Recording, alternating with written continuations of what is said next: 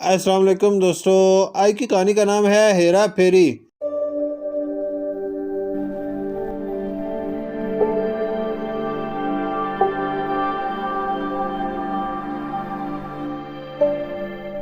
چور چوری سے جائے، ہیرا پھیری سے نہ جائے، یہ مثال باور بھائی پر صادق آتی تھی۔ کہیں بیٹھے ہوں، عادت سے مجبور ہو کر کچھ نہ کچھ اٹھا ضرور لیتے تھے۔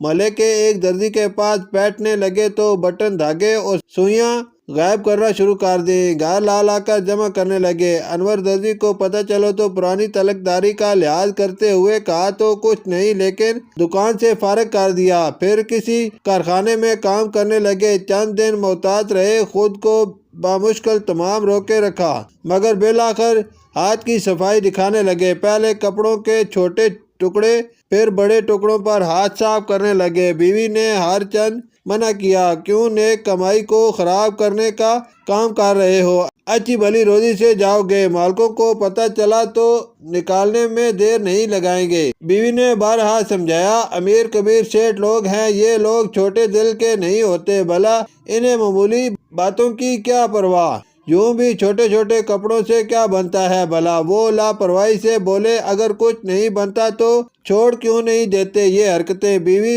زور سے بولی، ان سے جواب نہ بن پڑا تو باہر کی راہ لی، اور پھر ایسا ہی ہوا کہ ایک دن فیکٹری سے بھی نکال دیے گئے۔ کئی دن بے روزگار پھرتے رہے، آخر دورپا کے ایک رشتہ دار کو رحم آیا اور کسی کینٹین میں کام پر رکھوا دیا۔ باور بھائی قصہ گوئی میں ماہر تھے، سب کا دل لگائے رکھتے، خود ان کا بھی اس کام میں دل لگ گیا تھا، اور سب سے بڑھ کر یہ کہ شام میں جو کھانا بچ جاتا اکرم بھائی تمام ملازمین میں برابر تقسیم کر دیتے۔ کسی دن بریانی، کبھی پائے نہاری تو کبھی قورمہ، کسی دن کھانا زیادہ مل جاتا ہے تو کسی دن کم۔ چند دن تو باور بھائی قناعت پر قائم رہے، لیکن کب تک؟ کہتے ہیں کہ انسان شکل ہی بدل سکتا ہے مگر عادت نہیں۔ چوری اور ہیرا پھیری کی بری لت انہیں اس طرح چمٹ چکی تھی کہ اسے وہ غلط بات سمجھتے ہی نہیں تھے۔ جب کھانا بن کر تیار ہو جاتا تو وہ اپنے لیے پہلے سے ہی نکال کر ایک طرف رکھنے لگے۔ اب چاہے کم ہو یا زیادہ، ان کی بلا سے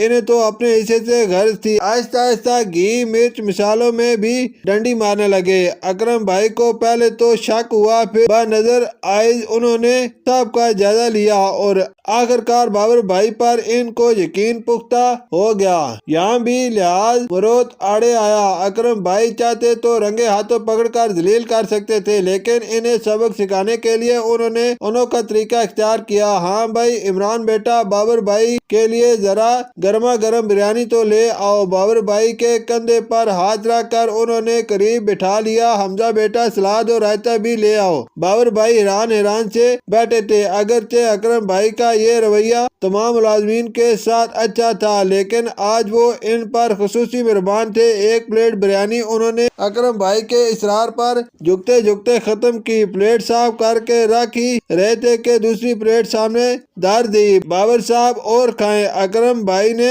خوش دلی سے کہا۔ الحمدللہ پیٹ بھر گیا ہے اکرم بھائی۔ باور بھائی نے پیٹ پر ہاتھ مار کر ڈکار لی۔ نہیں جناب، یہ کھانا تو آپ کو کھانا ہی پڑے گا، اس پر آپ ہی کا نام لکھا ہے۔ اکرم بھائی کے انداز پر وہ چونکے۔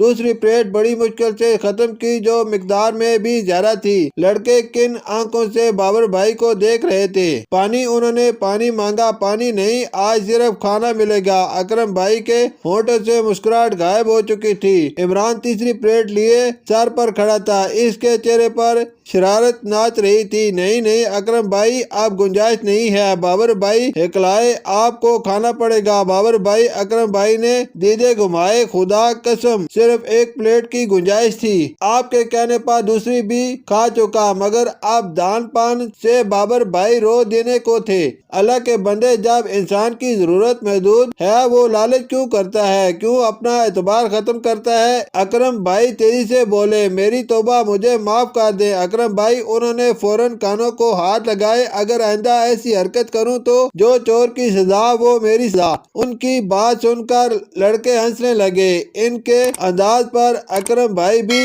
مسکرا دیے۔ شکریہ۔